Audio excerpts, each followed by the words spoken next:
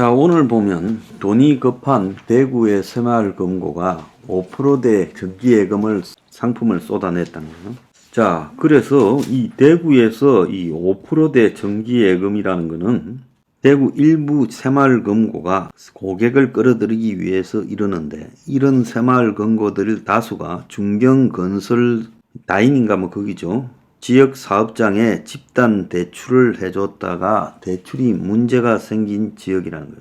이런 상품을 선택해서 이자 많이 준다고 지금 갔다가 나중에 발생할 일은 자기가 책임져야 된다는 거예요.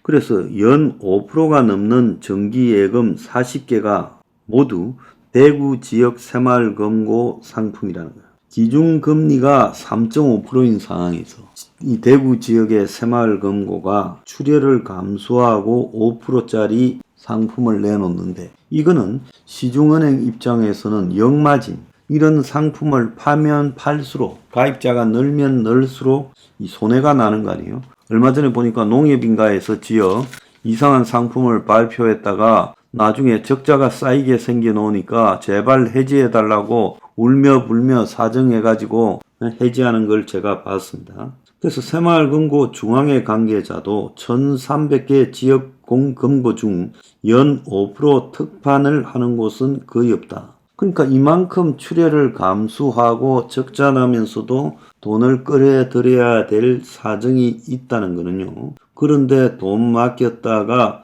어찌 될지 모를 일이 벌어지겠죠. 그런데 그런 사업장에 지금 돈이 빠져나가고 있으니까 이런 대구 소재 새마을금고 12개가 지금 대손 충당금 적립을 놓고 새마을금고 중앙회와 지금 트러블이 있었는데, 그래서 이제 높은 예금을 가지고 이제 자기 새마을금고의 유치액을 높이려고 저 짓을 하고 있는 겁니다.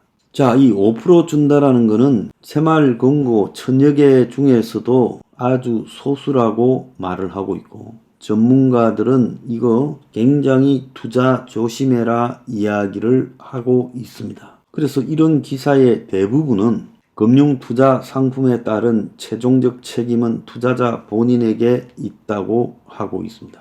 자, 새마을금고에 그냥 문제가 아니라 새마을금고발 건설 부동산 대출이 56조 4천억이라고 1월달 현재 나왔고, 2019년 27조 2천억에서 배 이상으로 순식간에 급증을 했는데, 이 대출의 내용이 어떻게 돼 있는지 아무도 모른다는 거죠. 그래서 새마을금고 관련 토지 신탁 사업 대출 장액도 2019년에 9조 992억에서 15조, 올해 1월 15조 7,527억으로 늘었어요. 자, 그래서 새마을금고가 애치받은 돈을 매우 위험한 건설 쪽에 투자를 했고, 이 관리 감독도 제대로 되지 않고 있다는 거예요. 이런 부분들이 지금 우려스럽답니다. 각자가 알아서 잘 하십시오. 자, 내년에 금리가 내려온다. 올해 연말에 금리가 인하된다. 자, 그래서 집값도 내년부터 되살아난다. 이런 이야기들을 지금 정권사 연구원인이 이런 이름을 달고 굉장히 많이 퍼뜨리고, 유튜브에서도 이제 좀 있으면 투자할 때다라고 바람 잡고, 또 케이블 TV에서도 그런 사람들 굉장히 IPTV 등에서 늘어나고 있어요. 근데 이런 것들 굉장히 질이 나쁜 아주 삼류 부록합니다. 거기 넥타이 메고 장경 끼고 전문가 양 이야기를 해도 솔직히 그놈들 다 사기꾼이다라고 봐야 돼요. 올 연말이나 내년쯤 금리가 인하된다면 그때쯤에는 경제에서 모든 이것이 다 파괴돼가는 대공황적 위기가 와 있어서 금리가 인하될 거란 거예요. 한마디로 쉽게 이야기하면 앞에 늑대가 있으니까 무서워서 피해가다가 호랑이 만나게. 차라리 금리가 올라가는 게 낫지. 경제가 이제 거대하게 붕괴가 되면 금리가 오르는 걸 멈추고 서 있다가 내려가겠죠. 자, 그때는 뭔가 하면 경제 침체, 경추락, 하드랜딩이 가시화됐다는 거고, 이번에 하드랜딩은 단순한 게 아니라 그야말로 미국부터 전 세계 경제가 붕괴되는 양상으로 끌고 갈 거다. 그리고 은행 위기 등과 긴밀하게 연계되어 있다는 것은 우리가 지금 실리콘밸리 뱅크 등에서 알 수가 있는 거예요. 금리가 내려가면 그야말로 모든 것이 좋아질 거라는데, 중요한 것은 금리가 오르고 내리는 것은 물가 때문이고, 경제의 원래 기본 원칙은 지금은 경제가 불황인데 전 세계에 이 물가가 상승하는 스태그플레이션이 진행되고 있잖아요. 그럼 스태그플레이션의 원인이 뭔가에 대해서 제가 말씀드렸죠. 스태그플레이션의 원인은 화폐 남발로 인해서 2008년 금융위기 그리고 2020년 코로나 팬데믹으로 화폐를 남발해서 돈이 흔해져서 돈 가치가 떨어져서 상품의 가격이 올라가는 스태그플레이션이다. 자, 이런 스태그플레이션이 계속 진행이 되고 있다가 어느 순간에 경제가 완전히 붕괴되어서 그야말로 돈이 도는 것이 올스톱이 되고, 그리고 사람들의 수요가 완전히 사라지기 시작하면 이제 그때는 아무리 돈이 남발이 돼 있어도 돈을 돌리지 않고 돈의 회전이 줄어드니까 그때는 이제 수요가 급격하게 줄어들면서 물가가 하락할 수 있다는 거예요. 근데 그쯤 되면 경제가 끝난 거라는 거예요. 그래서 미국의 연준이 금리를 내릴 때쯤 되면 세계 경제가 터져서 작살이 났을 때라는 겁니다.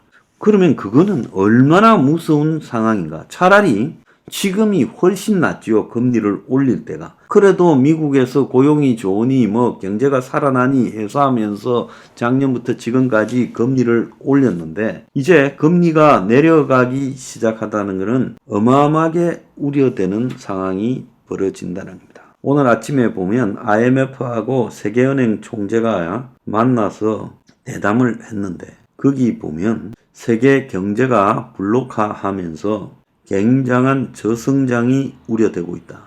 세계화 역할이 거의 소멸되어 가고 있고 장기 저성장이 우려된다고 지금 두 사람이 입을 맞췄어요. 자, 미국의 연준의 이사인 리사 쿡은요, 미국 내에 인플레이션이 옛날만큼은 아니지만 여전히 높고, 그리고 물가가 계속 올라가고 있는 상황이고, 유가도 불안해서, 자, 노동시장도 지금 여전히 임금 상승은 다소 완화됐지만 강한 상태에 있기 때문에 이런 정도를 가지고 지금 우리가 금리 상승을 중단하기 어렵다, 이렇게 말을 했어요. 그래서 여러 가지 이런 시각이 있는데, 제가 볼 때 지금 미국의 이 상황을 감안해 보면 지금 연말까지 금리를 내리지 못할 거예요. 만약에 금리를 내리는 순간이 있으면 그때는 미국에 또 다른 은행 위기가 터져버리고, 이것이 연쇄적으로 미국의 수백 개 은행에 영향을 미치고 미국의 실물 경제가 급속히 금융 긴축으로 냉각이 되어가, 그래가지고 은행 위기와 금융 긴축 그리고 미국의 제조업의 위축 등이 맞물려서 가면서 일반 소비자들도 소득이 감소하니까 소비 긴축까지 다 맞물리면서 이제 그야말로 거대한 유효 수요가 소멸돼 버리는 상황이 왔을 때 미국이 금리 인상을 멈출 거다라고 저는 보고 있습니다.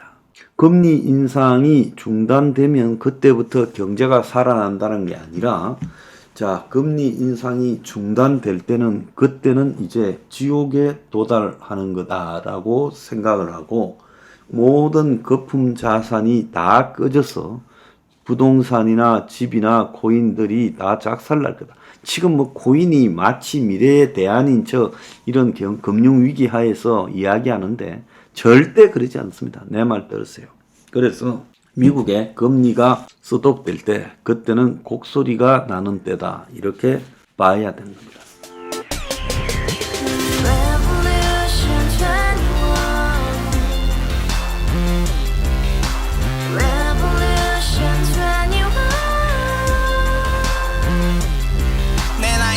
월세 30 코인 빚만 300 서울에 온 지 벌써 10년 아둥바둥 버텼지만 여전히 난 반지 하에 제왕 곰팡이 연문제약 내 브랜 깡통망통 완전히 폭망 고시원 창문만큼 작아진 내 꿈 연애 결혼 내 집 모든 게 헛꿈 1년 전 떠난 여친 울며 말했지 같이 살자 평생 가본 게 꼭꼭꼭하지 Revolution 21 가바후스 700 나도 소유주 Revolution 21 가바후스 700 나의 소주 택시기사 우라부지 마트캐셔 울어무니 우리 집안 다 털어봤자 후줄 그래 개선민 내 미래 거기서 팍 끝난 거지 팍더 이상 노력 따윈 괴물이 스펙 찾아 쌈말리 비오는 날 알바 잘려 맨날 학원 날 개쳐 빨려 밤비 내리는 양화대교 홀로 걷고 있을 때 현수막에 아로 새겨진 평당 700짜리 아파트 다 같이 소리 질러 혁명 21 Revolution 21 가바후스 700 나도 소유주 Revolution 21 가바후스 700 나의 소주 You and I, we live together in the house. Brand new day, and your dream had just begun. Yeah. Revolution 21, only hope and happiness. 너의 곁에 내가 영원히 지금까지 정치인들 입만 열면 찝찝찝 개소리 멍멍멍 쳤다 하면 뻥 잘난 부모